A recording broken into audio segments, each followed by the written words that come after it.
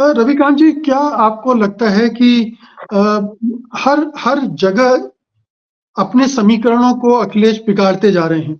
ये उनकी जिद है, अड़ियलपन है, या उनको अति आत्मविश्वास है? जैसा कि अभी शीतल जी ने कहा कि पिछले चुनाव में उन्हें लग रहा था कि बस हम तो सत्ता में आ ही रहे हैं, तो उन्होंने बाकी की अनदेखी शुरू कर दी। अब अगर वो इस बार भी ये चूक करेंगे तो सफाया हो जाएगा। अगर समाजवादी पार्टी इस चुनाव में बच सकती है, तो उसके पास फार्मूला यही है कि ज्यादा से ज्यादा तालमेल हो, ज्यादा से ज्यादा गठबंधन बने और ज्यादा से ज्यादा सामाजिक समीकरण बनाए जाए। लेकिन आज जब अब चुनाव को बहुत समय नहीं रह गया है, तो जहां खड़े हैं अखिलेश, उसको किस तरह से आप एसेस करते हैं? देखिए, अखिलेश यादव बेहद प्रबुद्ध व्यक्ति हैं। मेडिकल साइंस से लेकर के और एनवायरमेंटल साइंस तक की बड़ी गहरी जानकारी है। लेकिन आप समस्या ये ये व्यंग में है कि ये व्यंग में तो नहीं कह रहे ना? नहीं, नहीं, नहीं, बिल्कुल नहीं कह रहा हूँ। जी, मैं जी, ये ठीक। बात बिल्कुल नहीं कह रहा हूँ। लेकिन प्रॉब्लम ये है कि अखिलेश यादव जो कर रहे हैं, जो वोट की राजनीति है, उसको नहीं समझते हैं। और मैं पिछले 1.5 साल से इस बात को कह रहा हूँ, आप जो अभी कह रहे हैं ना कि तालमेल हो सकता है। मैं 1.5 साल से एक बात कह रहा हूँ कि अखिलेश यादव वही काम करते हैं, वही डिसीजन लेते हैं जो उनके खिलाफ जाता है। और अभी से नहीं, आप पिछले 3 इलेक्शन देख लीजिए। तीनों इलेक्शन में उन्होंने वही कदम उठाया। जो लोग कहते हैं ना कि मायावती के साथ उन्होंने गठबंधन करके बहुत बड़ा फैसला किया था, लेकिन उसमें उनको कोई फायदा नहीं मिला। पहले कांग्रेस के साथ उन्होंने जो किया था, उसमें भी कोई फायदा नहीं मिला। अब इस और भीम आर्मी के साथ नहीं जुड़े, वो भी सब हुआ। इस बार मुझे लगता है कि वो कांग्रेस के साथ नहीं जाएंगे। ये मेरा अपना पूर्वानुमान है। इसको गलत साबित करने अखिलेश यादव तो मुझे बड़ा अच्छा लगेगा। जी। तो अब प्रॉब्लम जहां है क्यों नहीं जाएंगी? कि वो नहीं, मुझे तो लगता है ना कि वो हर बार गलती करते हैं। वो शायद उनकी फितरत में शामिल हो गया। वो जो उनके पास जो चापलूस मंडली है ना, मुझे तो कई बार ये लगता है कि वो कहीं और से गवर्न होती है।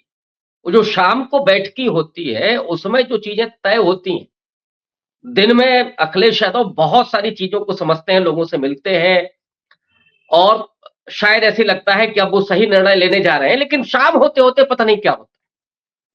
वो जो जिसको नवरत्न मंडली कहा जाता है, जो चापलूस मंडली है, क्या उनको वो सुझाती है, क्या उनको समझाती है कि अखिलेश यादव ठीक वही निर्णय लेते हैं जो उनके उलट जाता है। अब अभी का फैसला ले लीजिए जिस पर स्वामी प्रसाद मौर्य और पल्लवी पटेल ने नाराजगी जाहिर की।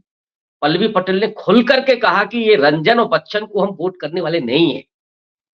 लेकिन 3 जो उन्होंने नाम चयन किए हैं, उसमें 1 दलित है और 2 अपर कास्ट। वोटिंग के जो मसला है, उसमें रामजी लाल सुमन को फंसा दिया है अखिलेश यादव ने और ये 2 क्लियर कट निकल जाएंगे। तो आपको जब आलोक रंजन से इतनी मोहब्बत है, जया बच्चन से इतनी मोहब्बत है और चुनाव लड़ने के लिए आप फंसा देंगे रामजी लाल सुमन जैसे दलित नेता को। और आलोक रंजन कौन है? मुकेश जी तो थोड़ा सा पीछे अगर जाएं, जिस वजह से दलित समाज सबसे ज्यादा नाराज है अखिलेश यादव से, वो है प्रमोशन में आरक्षण। और बाकी और हैं, आपने नाम आम बदले, वो तो मैं छोड़ देता हूं। लेकिन उस प्रमोशन में आरक्षण को खत्म करने की बुनियाद में जो व्यक्ति है वो आलोक रंजन है। पिछली बार आपने कपिल सिब्बल को भेजा, वो सुप्रीम कोर्ट में क्या कर रहे हैं कि इसमें भी क्रीमी लेयर हो जाए, इसमें भी वर्गीकरण हो जाए, वो उसके पक्ष में खड़े हुए हैं। तो आपका जो भी डिसीजन है, जिसको भी आप भेज रहे हैं, वो अपने पैर पर कुल्हाड़ी आप मार रहे हैं। जया बच्चन की क्या उपयोगिता है?